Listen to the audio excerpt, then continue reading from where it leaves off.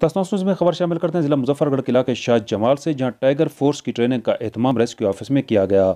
यहां मौजूद रहे तसनोस और दोस्त इरशाद अहमद, जो बजाते खुद भी टाइगर फोर्स का हिस्सा हैं, जिनके मुताबिक इस ट्रेनिंग में 60 से ज़्यादा टाइगर्स ने शिरकत की।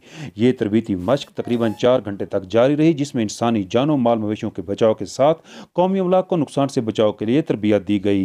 इस तकरीब के मेहमान खसूसी rescue and safety officer Muzaffargarh Mohammad Imran थे, जिन्होंने टाइगर फोर्स की अहमियत और अफादियत बारे जवानों को बताया। मेरे प्यारे वतन, ऐ वतन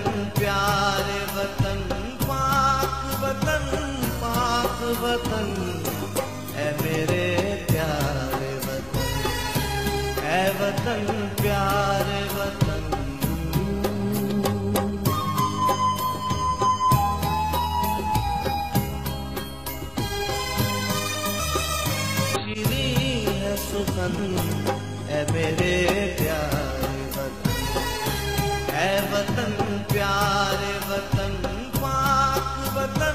पाक वतन, ऐ मेरे प्यारे वतन, ऐ वतन